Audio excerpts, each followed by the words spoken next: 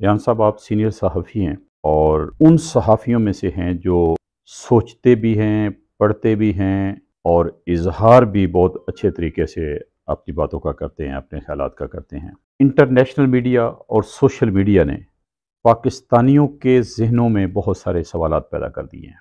एक सवाल जो बड़ा पैदा हुआ है, सामने आता है, वो ये कि आया पाकिस्तान बनाना, इंडिया को तकसीम कराना कोई गलती थी? देखिए, अब तो बन चुका है। अब मैं इस तरह तो नहीं बोल सकता कि अब अल्लाह मियाँ इसको कायम दायम रखे कि तरक्की करे, फले फूले। लेकिन ये है कि जब ये सारी अंग्रेज़ के जाने का प्लान बन रहा था और इंडिया के फ्यूचर या मुकद्दर का फैसला होना था, तो आपको मालूम है तब कोई एक क्लियर कट मुसलमानों के अंदर भी राय नहीं थी। काफ़ी ज़्यादा कन्फ्यूजन थी और बड़े बड़े जलीलुल कदर और बड़े दना मुदब्बर लोग भी इस बारे में ये नहीं समझते थे कि पार्टीशन इसका हल। बल्कि सच तो ये है कि खुद लीग और उसके लीडर का भी आखिरी वक्त तक ये गुम ऐसी अजीब कैफियत रही कि वो पार्टीशन चाहते हैं। बल्कि आयशा जलाल की तो इसलिए है कि वो इसको एक बारगेनिंग के तौर पर इस्तेमाल कर रहे थे, वो चाहते नहीं थे। तो मैं आयशा जलाल की बात ना भी मानूं, दीगर बहुत सारे शुहादा, मैंने महमूद कसूरी का इंटरव्यू किया था जो वज़ीर ख़ारिजा रहे हैं, तो उसके बाप दादा का भी काफ़ी रोल रहा है ना। आपको पता है वो कांग्रेस के साथ, और उनका एक, मुझे उन्होंने अपनी पूरी स्टोरी सुनाई थी। तो उन्होंने कहा कि जब ये पहली दफ़ा पाकिस्तान का नाम बोला गया तो इन्होंने, जिनाज साहब ने फुलिशनेस इसको कहा था। यानी एक मुद्दत गुजरी जिसमें इकबाल का, आपको मालूम है कि जिनका हम पेश करते हैं खुतबा अलाहाबाद और 1930 का, आप अंदाजा करें कि जब इस तरह की जब स्कीम की बात उस जमाने में उसी वक्त कर दी गई थी कि ये पार्टीशन चाहते हैं, अलहदा मुल्क किया, तो उनका इंग्लिश अंग्रेजों का जो अखबार, बड़ा अखबार था, उसमें उन्होंने एडिटर को जो लेटर लिखा है वो आजकल दस्तयाब है, मीडिया में मौजूद है, अब वो पढ़ें। वो कहते हैं मैं बिल्कुल किसी ऐसी सोच नहीं रखता हूँ कि कोई अलहदा कंट्री बनाने की, मैंने तो सिर्फ ये एक तजवीज़ दी थी। वो कहते हैं कि अंदरूनी तौर पे एक इतनी ऐसी हैसियत बना दी जाए कि जिससे ये एक आपस में एक इकाई के तौर पे बन जाए, ज्यादा जिसको सूबे की हैसियत हम कह सकते, इकाई से मुराद।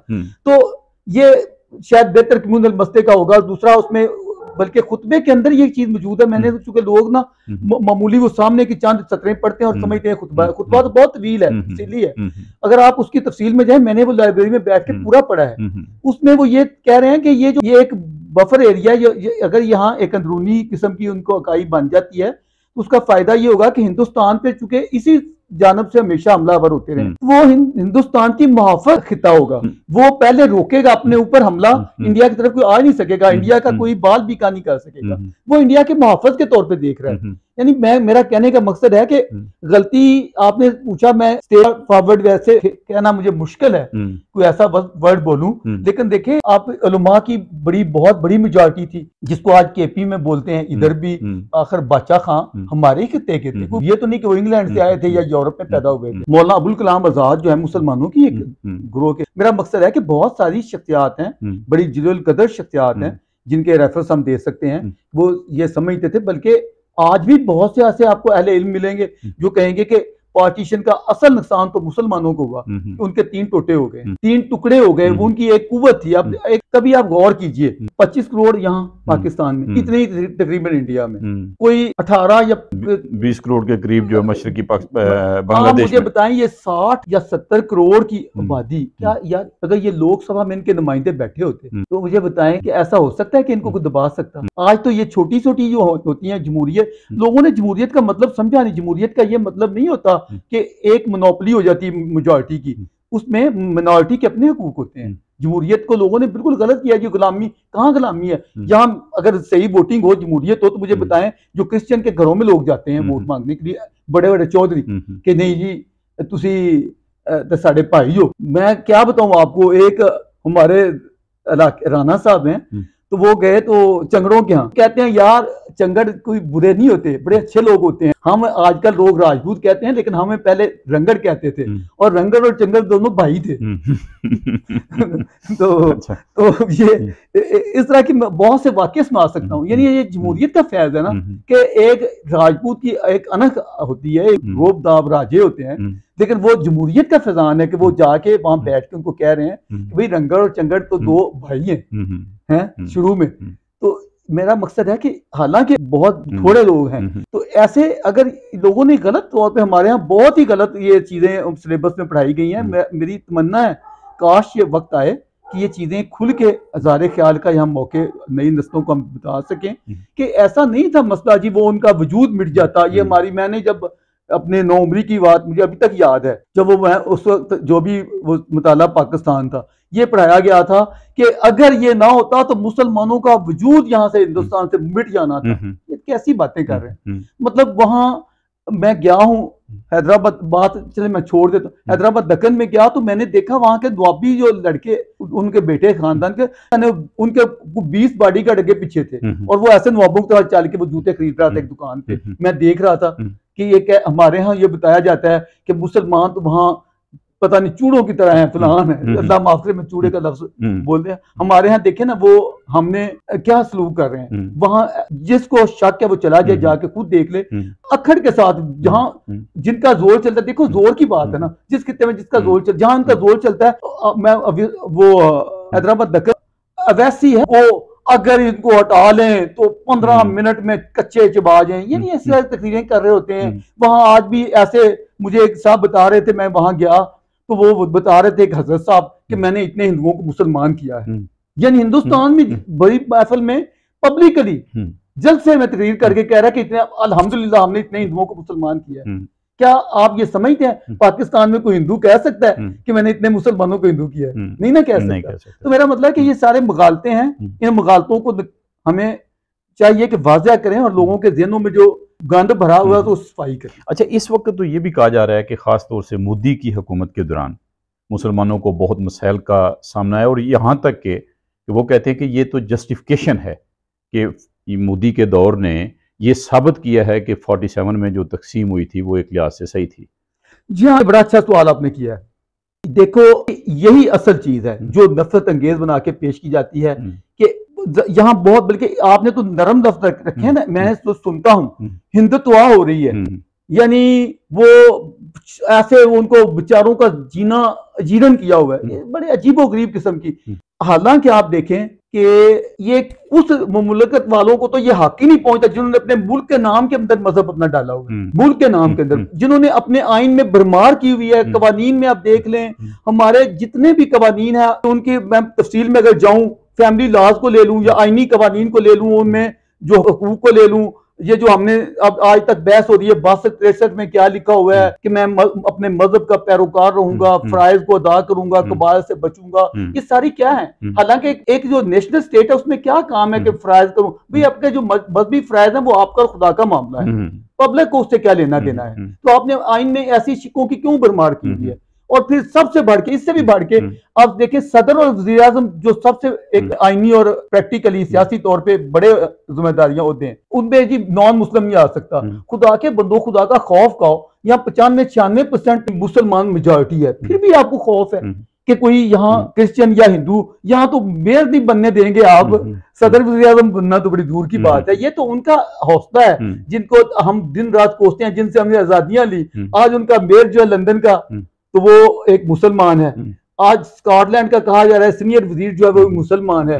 आज वहां का ग्रेट ब्रिटेन का वजीर आजम जो है कौन है? इंडियन हिंदू, ऋषि सोनक। नहीं, वो इंडियन नहीं है, वो हमारे खिते का है। यहाँ गुजरांवाला से वो गए थे जनाब, उनके बड़े, वो तो बल्कि हमारे लोग तब वो हुआ था तो फख्र कर रहे थे कि हमारे खिते का गया ना, हमने यहाँ से, मैंने कहा वो बेचारा उसके बड़े सियाने थे जो उधर चले गए, निकल गए, वरना हो सकता है ये जो हमें जब ट्रेनें जा रही थी ना कटी हुई लाशों के साथ भर के हम भेज रहे थे और ऊपर लिख रहे थे कि गांधी और नेहरू के लिए तोहफे, काटे बढ़ के जो लाशें वो माल गाड़ियों में लाद के जो गई दिल्ली को। तो मैंने कहा कि वहीं कहीं शायद उनके लवाकिन तलाश कर रहे होते कि ऋषि सोनक का जो दादा था वो किस ट्रेन में उसकी थी, तो वो तो पार्टीशन से पहले ही चले गया। तो मैं अरब मियां में यही कहूंगा कि बड़ी ज्यादती है, यहाँ सच्चाई को रगेद दिया गया है, दबा दिया गया, ऊपर मिट्टी डाल डाल के, तो उसका लोगों को मालूम ही नहीं है फैक्ट्स क्या है। तो अगर खुद ना पढ़ता, अगर वही पाकिस्तान मुताला पाकिस्तान पे रहता तो शायद मैं आज वही टामक तो मार रहा होता। क्योंकि बचपन से किताबें पढ़ने का शौक खुदा ने ये बात रखी है, चीजों की तह तक जाऊं और रिसर्च करूं, रिसर्च किया तो इतने इंकशाफात हुए हैं, ऐसी चीजें हकीकतें खुली हैं जिनको आपके सामने भी बयान नहीं कर सकता, मीडिया में नहीं कर सकता, और पब्लिक भी हम अपने हमारी लिबरल फोरम की जो मीटिंगें होती हैं मैं उधर भी कई चीजें नहीं बयान कर सकता, सीने में रहती हैं। पाकिस्तान का एक आम आदमी मुस्तकबिल के हवाले से तकरीबन मायूस है। आप क्या समझते हैं कि इंडिया के दोबारा कोई मुत्तहिद होने का इम्कान है? नहीं, ये तो एक छेड़खानी वाली बात हो जाएगी ना। अभी आपको मालूम है, अभी ताज़ा एक बात हुई है, हालांकि एक नक्शा हम अपना कोई भी कहीं भी लगा सकते हैं, वो कहा जा रहा है जी उन्होंने जो दिल्ली में जो पार्लियामेंट की या लोकसभा की जो नई इमारत बनी है तो उसके अंदर अखंड भारत का नक्शा दे दिया। एक बंदा वैसे सोचे, अगर नक्शा दे भी दिया तो क्या बात है। कई लोग हैं जिनको हिंदुस्तान बहुत अच्छा लगता है, मुतहदा जो पूरा हिंदुस्तान का, क्या ये किसने कहा था सारे जहां से अच्छा हिंदुस्तान हमारा, किसने कहा था? इकबाल। वो हमारा ही था ना, मुसलमान। वो क्या कह रहा है, सारे जहां से अच्छा हिंदुस्तान हमारा, हम बुलबुलें इसकी, ये गुलिस्तान हमारा। आगे भी है काफी कुछ तो, और उसकी शायरी में तो इंडिया ये हिंद के इतने गीत हैं। वो कहते हैं कि मीरे अरब को ठंडी हवा इधर से आई थी, हिंद से। तो ये मुतहदा हिंद का वो जिस तरह उन्होंने पेश किया है, उसकी काश मैंने कुछ एक दफा जमे भी किए थे कि इकबाल ने मुतहदा हिंदुस्तान की मोहब्बत में क्या क्या गीत गाए हैं, क्या क्या बोल बोले हैं, वो ही जमा कर लिए जाए ना। तो मेरा ख्याल है पाकिस्तानी जो इस तरह की अप्रोच नफरत की रखते हैं, वो आपको मालूम होगा, ये इस्लामाबाद में एक दफा कोई एक मंदिर बनाने की स्कीम बनी जिसपे बड़ा गलबन परवेज मुशर्रफ के दौर में, नहीं उसकी बहुत अभी की बात है, कुछ 2-3 साल पहले की बात है, कुछ ज्यादा पुरानी नहीं है, चंद बस 2-3 साल। क्योंकि मुझे याद है, ताज़ी बात है इस वास्ते कि मैंने फिर क्या किया, मैंने उस पर एक पूरा आर्टिकल लिखा था। अच्छा, आओ इस देश में एक नया शिवाला बना दें, ये मैंने इस अनुमान के, आओ इस देश में एक नया शिवाला बना दें। शिवाला मंदिर कोई कहते हैं। अब ये कौन कह रहा है, कौन कह रहा है?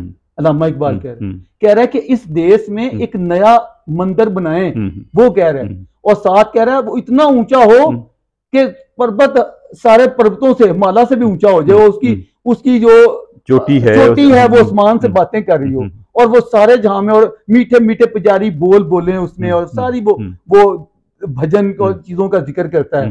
तो मैंने कहा इकबाल, तू अगर जिंदा होता तो मैं तुझे कहता कि तूने ये क्या लिखा है। यहाँ एक मंदिर की बात हुई है तो ऐसे लग रहा था जैसे पता नहीं तूफान आ गया। तो ये चीजें हमारे यहाँ यार बड़ा, मुझे याद है मैं जब नौमरी में मौलाना मदूदी को बहुत पढ़ा करता था, तो उसने अपनी तफसीर में किसी उनकी तहरीरों में ये आता है, वो जी इसराइल ने नक्शा जमा रखा है वहां अपनी पार्लियामेंट के अंदर के एक ग्रेटर इसराइल का, जिसमें वो खैबर तक का मदीना, यानी एक इश्तिहार दिलाना, वो सारे खिते उन्होंने दिए हुए हैं। तो ये जरा सी बात हुई। आज देखें कौमों में इश्तराक की जरूरत है। आज खिते, वो एक पाकिस्तानी जनरल ने कहा था कि आज मुल्क तरक्की नहीं कर सकते, आज खिते तरक्की करते हैं। मुल्कों के हर जगह एका बनता है मुल्कों का, है ना, पूरे आप देख लें। और यही एक के जो मुख्तलिफ मुल्कों के हैं आपस में पूरी दुनिया को एक ग्लोबल विलेज के, ग्लोबल विलेज, यानी खितों की पहले आप देखें, यूरोपियन यूनियन एक खिता है ना, खुद अमेरिका को देखें, यानी आप समझे 52 कंट्रीज हैं या 50 कंट्रीज हैं जिन्होंने मिलकर यूनाइटेड स्टेट्स बना दिया और इतनी बड़ी ताकत बनी है। अगर वो वैसे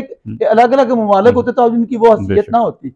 तो बात ये कि खिते को जोड़ा, ये नहीं किया कि मजहब इतना बड़ा, दुनिया में सबसे बड़ा मजहब कौन है? क्रिश्चियनिटी है। क्या कभी आपने सोचा कि उन्होंने मसीह हुकूमतों ने मिलके, यानी वेस्टर्न यूरोपियन हुकूमतों ने मिलके कोई मसीह, जैसे हमने OIC बनाई थी, कोई उन्होंने क्रिश्चियन इत्तेहाद बनाया हो?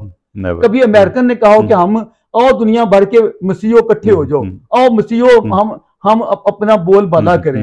यानी हमने दिन रात ओढ़ना बिछोना जिन बातों को बनाया, जिनके पास इतने वसाइल हैं, ताकतें हैं, सब कुछ है, उन्होंने तो ऐसा नहीं किया। वैसे रियान साहब, आपने बात शुरू कर दी, अगर इसी तरह से मुसलमान मुत्तहिद होते हैं और इसके अगेंस्ट जो है वो ईसाई मुत्तहिद होते हैं या गैर मुस्लिम मुत्तहिद होते हैं, तो क्या ये जवाब मुसलमानों के लिए ज्यादा तकलीफ दे नहीं होगा? नहीं जी, मैं तो उसका जवाब दे रहा हूँ। आपने हिंदुत्व की जो बात की ना कि वो कह रहे हैं जी कि मोदी ने, वो जो बीजेपी ने हिंदुओं को ऊपर उठा दिया है, तो मैंने कहा यह बात हमें कहने का हक नहीं पहुंचता, इस वास्ते कि हमने तो खीर की हुई है। अगर हमारे देखा देखिए हमारे हमसाये भी कहते हैं कि असी भी करके देखे तो जो अशर मारा हुआ है इंशाल्लाह उनका भी वही होगा। अगर वो ऐसा करेंगे ना, उनको हमसे सबक, नफरत की बुनियाद पे कोई, उनको मैं समझता हूँ अगर मैं वहां गया तो मैं उनको बीजेपी वाले भाइयों को मैं बैठ के कहूंगा, भाई आपने करना है तो ये आजमा के ये भी देख लें, आपकी बका उसी में है जिसमें आप चल रहे हैं। आप आज पूरे हिंदुस्तान में कितनी इज्जत एहतराम से, यकीन जाने मैं कहीं भी बाहर जाता हूं तो मुझे अक्सर ये पहला सवाल ये होता है, आज यू इंडियन? तो एक इंडियन की पूरी दुनिया में एक रिस्पेक्ट है। इंडियन सिविलाइजेशन को दुनिया में एक चार्मिंग चीज के तौर पर देखा जाता है और हर बड़ी ताकत के जो हुक्मरान होता है उसकी ख्वाहिश होती है मैं इंडिया जाऊं। तो ये उनका ये वकार है आलमी सतह पे। देखें आज सियासी सतह पे भी और इकोनॉमी के लिहाज से भी आज देखें ना, वेस्ट में कितने इदारे हैं जिनके जो हेड है वो इंडियन है। अमेरिका की वाइस प्रेसिडेंट जो है वो आप देखें कि इंडियन याद और वो एक हिंदू है। तो मेरा कहने का मकसद है कि मैं उनको ये कहूं कि भाई आप हमारा अशर देख लो, अगर आपने भी अपनी इस्लामाइजेशन उसी तरह हिंदुत्व करनी है तो जो अशर मारा हुआ है आपका भी वैसे के लिए तैयार हो जाए। लिहाजा मैं नहीं समझता ये बात हमारे यहाँ, मैं मानता हूँ हर जगह हर तबके में कुछ लोग होते हैं, वहां भी हैं, लेकिन मजमूई तौर पे बीजेपी की पॉलिसी या मोदी की, अभी आपने देखा होगा पार्लियामेंट का जो अभी इनॉग्रेशन हुआ है उसमें उन्होंने सारे सिर्फ हिंदू नहीं बुलाए, सारे मजहबों वालों को बुलाया, उनका कलाम वहां यानी पढ़ा गया है जिसमें कुरान शरीफ की तिलावत हुई है, सूरह रहमान हजरत साहब कारी साहब आलम की जो बैठे हुए उन्होंने वो पढ़ी है और सारे साजिक आए बशमूल प्राइम मिनिस्टर मोदी वो सुन रहे थे। लिहाजा एक बात मुझे बताएं, इंडिया अगर वो अपने एक जाहिर है कि इंडिया एक इकाई एक खिता रहा है और बरसों रहा है और हम बयान करते हैं जी बाबर यहाँ से काबुल से लेके उसकी हुकूमत जो है वो बर्मा तक थी जी, और सारा हम बड़े फख्र से बयान करते हैं ना। यानी जब हुक्मरानी हमारे पास थी तब तो यूनाइटेड इंडिया बड़ा खूबसूरत था और जब ब्रिटिश इंडिया था तब भी बहुत अच्छा था जी। तो अब उसकी जिक्र भी ना करो, क्यों भी जिक्र ना करें हम? अगर हमें इतनी शौक है तो हम मुस्लिम वर्ल्ड का नक्शा यहाँ लटकाएं अपनी असेंबली में और उस पर लिख दें कि सल्तनत इस्लामिया का रिवाइवल हो रहा है, तो किसी को क्या, कोई बात नहीं, बड़ी खुशी की बात है, अब लगाएं, ये अकीदत की बात है, मैं तो उस पर भी इतराज नहीं करूंगा, लगा दें। लेकिन हाल ये है कि एक दूसरे को जिस तरह देख रहे हैं, हालत तो ये है कि हम इंडिया के खिलाफ नफरत का कोई मौका जाने नहीं देते, जबकि उसी इंडिया का यही प्राइम मिनिस्टर मोदी वहां खादमे हरमैन शरीफैन के पास जाता है मक्के मदीने की सरजमीन पर, तो आपने देखा होगा कि अपना सबसे बड़ा जो सिविल अवार्ड है वो इसको उसके गले में वो पहना रहा होता है खादमे हरमैन शरीफैन शाह सलमान बिन अब्दुल अजीज। तो अब इस पे क्या कहेंगे? सबसे इतना बड़ा मंदिर है जो आप जाएंगे कभी यूएई तो आप देखिएगा दुबई में जो उन्होंने अरब वो कहते हैं कि हम तो असल इस्लाम तो उनका है ना, ज़ाहिर अरबी में कुरान शरीफ में अरबी ज़बान की कितनी तारीफ की गई है और कहा गया कि हमने इसको कलाम को कुरान के असल वारिस तो वही है कि वही तो हम तो सेकेंडरी है ना। तो लिहाजा ये चीजें अरब में ये गलत है, इस तरह नहीं तसब्बुर से हमें निकल जाना चाहिए, चीजें बहुत पीछे रह जानी चाहिए। अब 21वीं सदी के तकाज़ों को समझना चाहिए, ये वहां कोई ऐसा नहीं हो रहा प्रोपोगंडा नेगेटिव है।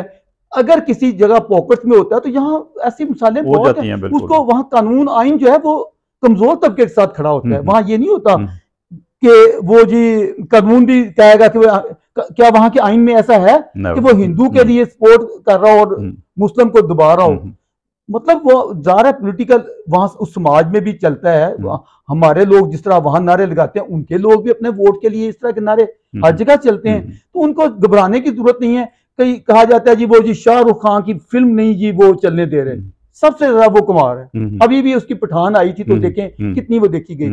कोई ऐसी इतनी मतलब उसके लिए तो आपने आइडियल पैमाने रखे हुए हैं अपना आइडियल पे भी मैं कहता हूँ कोई ऐसी बात नहीं। वहां अगर एक आया है भी है एक बात है, कल को उसमें मजीद नरमी भी आ सकती है।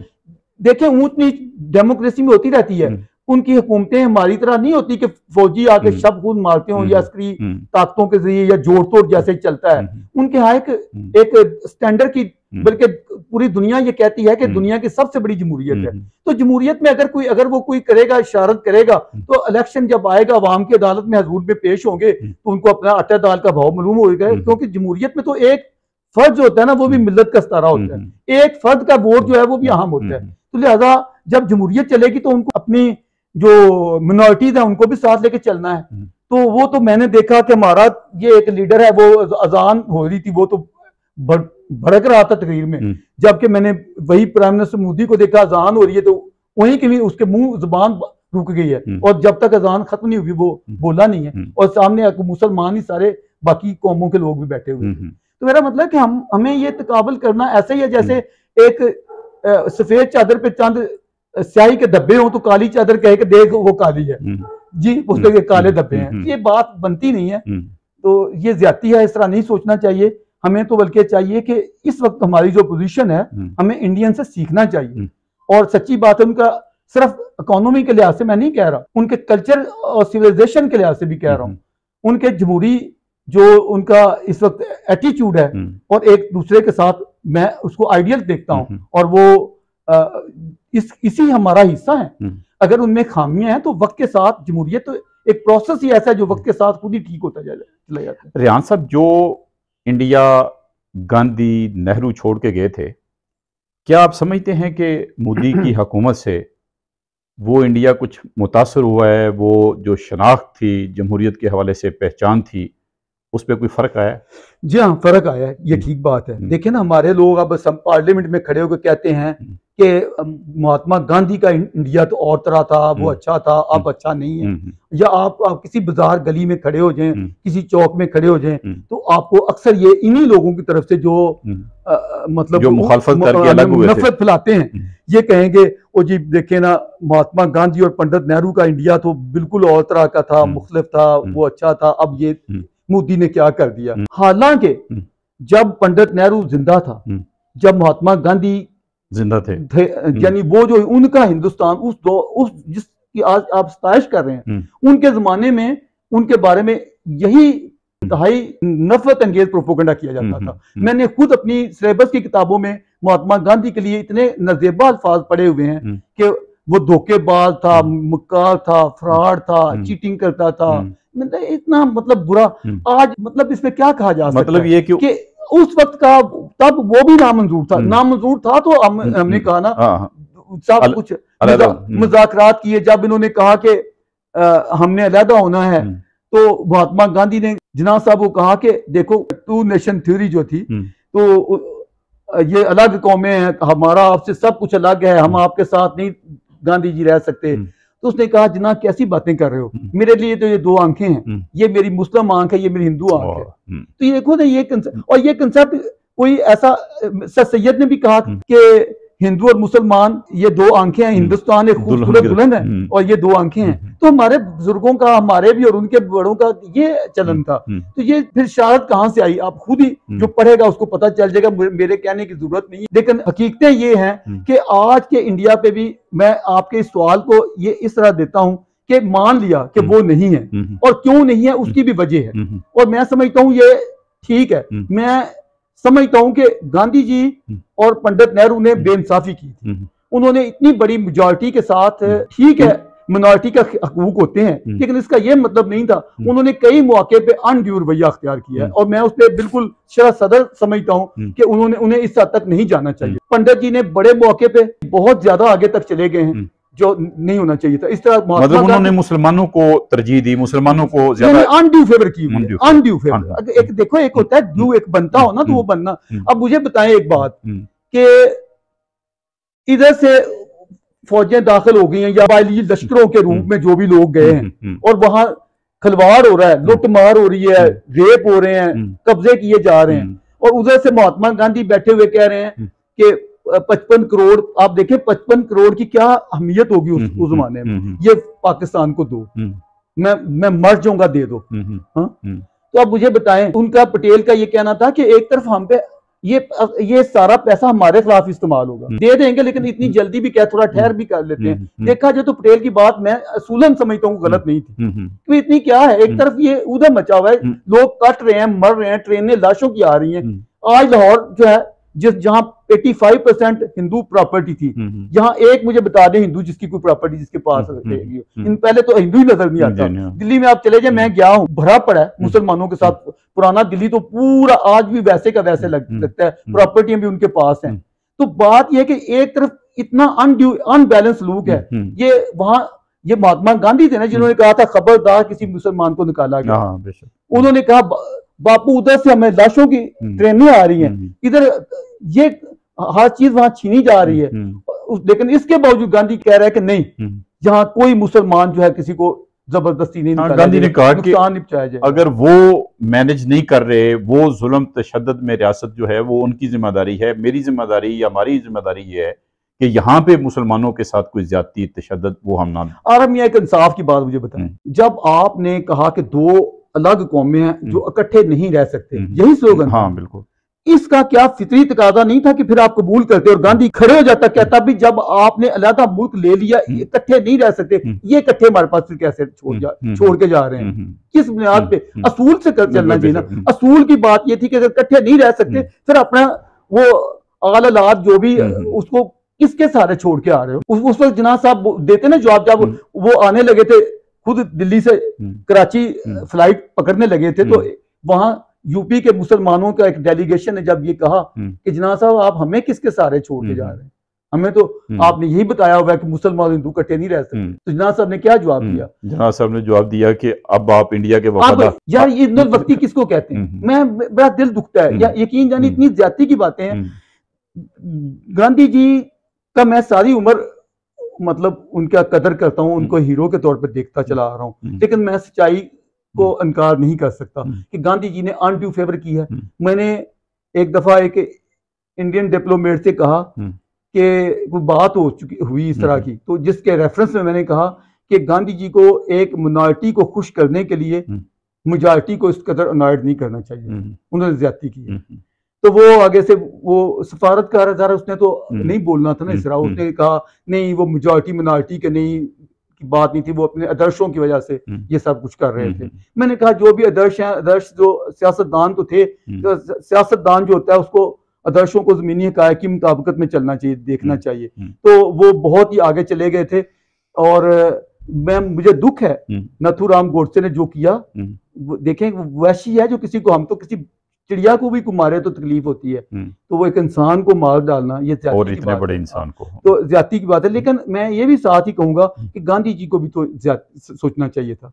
मैं कई दफा सोचता हूं कि काश मैं उस वक्त होता तो मैं कहता कि गांधी जी इस हद तक नहीं जाते हैं। तो सियासत अगर आप कर रहे हैं ठीक है, वो मैं तो उनको सियासतदान ही नहीं मानता हूँ, वो तो एक साधु थे। तो मैंने एक आर्टिकल भी लिखा था कि अजीम इंसान लेकिन नाकाम सियासतदान। तो ये बस उसी का है। आज मोदी के दौर में अब हौले हौले जाके उनको ये अवेयरनेस हुई है और ये कोई गलत नहीं है। उन्होंने कहा कि हम क्यों मारे जाएं। अब देखें ना गांधी साहब का कहना कि मुसलमानों आप हमारी गर्दनें अगर काट के राजी होते हो तो हमारी गर्दनें हाजिर हैं, और तुम काटते थक जाओगे, हम पीछे नहीं हटेंगे। क्यों ये कह रहा है, किस लिए? ये तो कोई मुरब्बत नहीं होती, क्यों गर्दनें कटवाएं हिंदू? तो ये चीज अवेयरनेस आई है बीजेपी वालों में, तो इस पे हमें गुस्सा नहीं करना चाहिए और अच्छी बात है, उनको ये चीज आनी चाहिए थी। क्यों वो गिरते जाए हमेशा? और फिर जब देखें एक तवाज़ुन रहना चाहिए, एक आपने किसी के साथ रवादारी दिखानी तो दूसरे तरफ से भी कुछ रवादारी का मुजाहरा होना चाहिए। तो पाकिस्तान को अगर इतना बुरा लगता है, वो मेरे अपने भाइयों को बुरा लगता है, तो बैठ जाए, कहें जी हम भी अपने कवानीन बदलते हैं, हम भी रवादार मुआशरा कायम करते हैं, हम भी वो बच्चियों को पकड़ के सिंध के हिंदुओं की मासूम बच्चियों को पकड़ के तो उनको कन्वर्ट नहीं करेंगे और ना इस तरह की जो जबरी शादियां हो रही हैं नहीं करेंगे। तो इस तरह का कुछ आप करें ना बात, तो उन पे भी तनकीद की जा सके। यानी जिसका अपना सारा गिरेबान चाक है दूसरे को कहता तेरा बटन क्यों उठा हुआ है जी, ये ज्यादती है, इस तरह नहीं होना चाहिए। जान साहब, पाकिस्तान के लिए अक्सर ये आवाज़ें उठती रहती हैं, पाकिस्तान के इश्यूज हैं कि इंडिया के साथ तिजारत नहीं हो रही। क्या आप समझते हैं कि इंडिया के साथ तिजारत होनी चाहिए?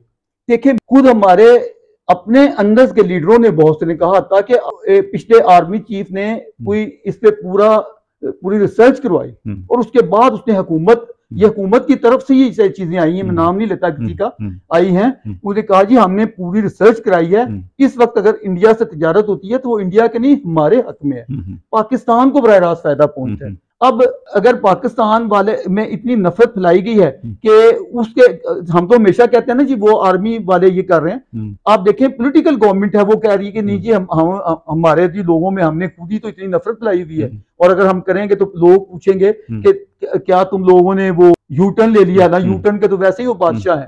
तो मेरा ख्याल है कि इस शख्स को वहां स्टैंड लेना चाहिए था और इसको करनी चाहिए थी। ये पाकिस्तान दुश्मनी की है जिसने जो ऐसा किया, तिजारत ना करना। आप मुझे बताएं, वो प्याज जो यूएई से, अरब शरीफ से होके वापस यहाँ आता है, इंडिया से उगता है, वहां वो खरीद के ले जाते हैं, वहां से हम यहाँ मंगवाते हैं, यानी वहां अरब शरीफ को कलमा शरीफ पढ़ के प्याज यहाँ आ जाते हैं।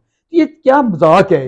हमें एक ही खित्ता है, एक ही तरह के लोग हैं, एक ही सरजमीन है, वो वहां यहाँ अगर प्रोडक्शन हमारी अपनी कई कोताही वजह से अच्छी नहीं हो रही, उधर उन्होंने अपनी जमीनों को जिस तरह मैनेज किया है और जिस तरह उन्होंने ज़राअत में इतनी तरक्की की है, तो अगर उधर से ज़राअत ही नहीं बाकी भी हर शोबे में उनके चीजें अगर हम ले सकते हैं, सस्ती में मिलती हैं, दूर से हम मंगवाते हैं, महंगी पड़ती हैं, तो आप देखें घर के लिए शॉपिंग करने जाएं जहां आपको अच्छा माल मिले और रहती हो, आप वहां जाएंगे या आप कहेंगे नहीं इस दुकानदार से तो मेरी मुखालफत है, मैंने वो पल्ले मल्ले जो ना बुढ़न के जाना है वहां से रख लेनी है। तो ये चीज गलत है, ये सोच ही मैं समझता हूँ कौमी मुफाद की नहीं, फिर तो ये ऊपर जो बैठे हैं उनके अपने मुफादात हैं। अगर अवाम से मोहब्बत हो तो फिर हम ये सोचें कि हमारे अवाम को फायदा किसने। कई दफा ये सवाल उठाया कि इंडिया दुश्मनी के माने हैं पाकिस्तानी अवाम के साथ दुश्मनी, तो लिहाजा अगर कभी कोई शऊर वाला हुक्मरान हुकूमत यहाँ आ जाए या लोग आ जाए तो वो तो चाहेंगे कि देखिए इंडिया ने सेंट्रल एशिया से अपनी तिजारत के लिए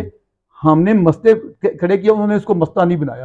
उन्होंने समंदर से आजकल पता है आजकल बहुत बड़ा बड़ा सारा बिजनेस हो रहा है, उन्होंने चाह बाहर की वो डेवलप की और उसके जरिए वो अफगानिस्तान से होते हुए सेंट्रल एशिया उनका माल आ भी रहा जा भी रहा। ये मैं समझता हूँ हमारे लिए सोचने का मुकाम है, बल्कि अफसोस या शर्मिंदगी का मुकाम है कि अगर उनकी वही तिजारत जमीनी रस्ते से यहाँ से गुजर के वाघा के जरिए हमारी सड़कों से जाती सेंट्रल एशिया का इधर आता, हमने मुफ्त में पैसा ले लेना होना था। जो गुजरता है, हम तो यहाँ से, मैं उस दिन सरगोदे गया हूँ तो 2 दफा उन्होंने जहाँ रास्ते का गुजरगाह का टैक्स ले लिया।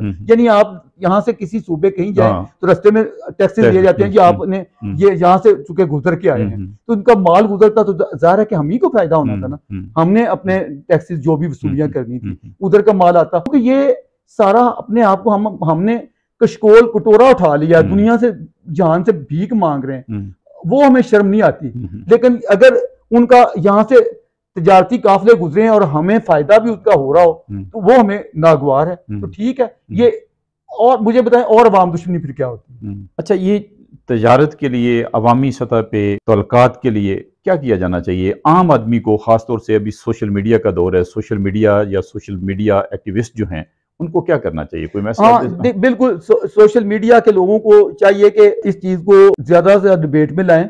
उसकी वजह यह है कि हमारे यहाँ बहुत तवील दहाइयों से इंडिया के खिलाफ एक नफरत फैलाई गई है। मोहतरमा बेनजीर जब शहीद हुई तो उन पे एक कालम लिखा कि वो पाकिस्तान की इंदिरा गांधी थी। तो मेरे किसी दोस्त ने कहा ये क्या लिख दिया आपने? तो मैंने कहा क्या हुआ? वो इंदिरा गांधी तो बहुत बुरी चीज थी।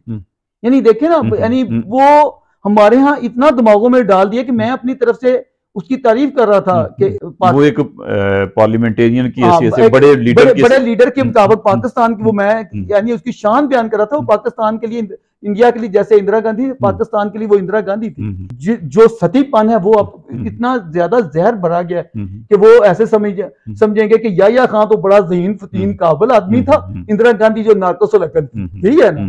तो अब नाकस अकल की कारकर्दगी देख लें और ये जो ज़हीन फतीन जो जर्नैल साहब थे उनकी भी कारकर्दगी देख लें और 71 के वाकयात को भी देख लें। ये सारे ढकोसले हैं, आर्मियां कुछ भी नहीं है। बात यह है कि हम इन तस्बात से निकल जाएं, जितना जल्दी निकल जाएंगे बेहतर होगा। वरना जिस हालत को आज पहुंच चुके हैं यहाँ, तो वो आपने पूछा कि क्या रोल अदा करना चाहिए यूट्यूब वालों, यहाँ सबसे बड़ा मसला ये है कि लोगों में इस चीज को फैलाया। हमारे आज भी देखे ना जो कौमी मीडिया है उसमें ये चीजें नहीं छप सकती। मैं लिखता हूँ वो मेरी चीजों को काट दिया जाता है, उस चीजें मैं बिल्कुल साफ कहता हूँ वहां नहीं चीजें आने दी जाती। आखिर किसका खौफ है, क्यों नहीं आने दी जाती? इसका मतलब है कि सोशल मीडिया पे ऊपर जिम्मेदारी जो है वो निस्बतन ज्यादा आ गई है। सोशल मीडिया पे भी एक हद तक हम जा सकते हैं। बहुत सारी चीजें जो यहाँ भी करने पे सच्ची बात है 10 बार सोचते हैं कि ये बात कहनी चाहिए या नहीं कहनी चाहिए। और इंसान के अपने अंदर भी एक फिट होता है ना मीटर जो चेक करता है कि वो मैं ये बर्दाश्त कर लिया जाएगा या नहीं। मतलब मैं देखता हूँ कि वो ये है रेड लाइन, मैंने इसको टच करना है, इससे आगे नहीं जाना। टच मैं एवं कहूँ, कई दफा मैं टच करता हूँ, हालांकि मुझे लोग कहते हैं नहीं 10 किलोमीटर पीछे रहा करो। मैं कहता हूँ फिर उसमें अबलाग नहीं होता, चीज नहीं जाएगी। करीब जाता हूँ लेकिन ये आज तक नहीं किया कि उसको क्रॉस करूँ। और ये जो लोग क्रॉस करते हैं ये वैसे ही करते हैं जैसे ये हमारे लोग कहते हैं कि देखें ये 30 मार्का हमारा रेड लाइन है, इसको गिरफ्तार करोगे तो हम आग लगा देंगे। तो उन्होंने ये रेड लाइन को जब क्रॉस हुई तो उन्होंने जो आग लगाई आज उसका खमियाजा भुगत रहे हैं। तो लिहाजा मेरा तो सबको मशवरा यही है कि रेड लाइन को क्रॉस ना किया करें, लेकिन उसके आसपास रह के तो अपना अबलाग किया करें। जान साहब, आखिरी सवाल है, इंडिया ने जो 370A ख़त्म करके कश्मीर की पोजीशन में तब्दीली लाई है, इस पे आप क्या कहते हैं? हमारे आइन में कई चीज़ें हैं, हमारे आइन का हिस्सा है और दुनिया को बहुत से चीज़ों पे एतराज़ है। फॉर एग्जांपल, आपने अगर मुताला किया है यूएन ह्यूमन राइट्स चार्टर का, जिसके पाकिस्तान ने एक मेंबर स्टेट के तौर पर सिग्नेचर किए हुए हैं पूरी दुनिया के सामने, हम जो यूएन ह्यूमन राइट्स चार्टर में इंसानी हकूक का जो म्यार है हम वो लागू करेंगे। ठीक है, क्या हमारा आइन उसकी मुताबिकत में है? नहीं है। बहुत सारी शिकें मैं निशानदेही करूंगा जो ह्यूमन राइट्स चार्टर से कतई तौर पे बिल्कुल बरक्स टकराती हैं। तो इस लिहाज से तो आलमी ताकतों को या यूएन को या इंडिया को इवन ये कहना चाहिए भाई आप लोगों ने एक तरफ तो मुनाफिकत है, एक तरफ उसको तस्लीम किया, उस पर साइन किए हुए हैं और दूसरी तरफ उसके खिलाफ आपने अपने आर्टिकल अपने आइन में डाले हुए हैं, लिहाजा इनको महव करो। अगर वो कहें तो क्या हम कबूल करेंगे? नहीं ना करेंगे। हम कहेंगे हमारी सॉवरेंटी है, हम अपना आइन में जो शेक रखें चाहे रखें, जो शेक चाहे खत्म करें। वहां उन्होंने ड्यू आइनी प्रोसेस जो 2/3 मेजॉरिटी उसके साथ अगर अपनी एक शेक को तहरील किया है, ठीक, इस पे हमें क्यों प्रॉब्लम हो रही है? पाकिस्तान की रियासत का क्लेम यह है कि वो एक मुतनाज़ा इलाका है कश्मीर, क्या आप उसे मुतनाज़ा इलाका? मैं तो पहली बात तो ये है कि शेख की बात कर रहा हूं ना, आपने मुझे 370 का पूछा, तो 370 हमारे आइन की नहीं उनके आइन की है ना। क्या उनकी पार्लियामेंट को ये हक नहीं है कि अपने आइन में अमेंडमेंट कर सके? अगर हमें है तो उनको क्यों नहीं है? पहली अव्वल बात। दूसरा रह गया मुतनाज़ा इलाके वाला मसला। मुतनाज़ा इलाका है तो उसको आप कब से मुतनाज़ा है?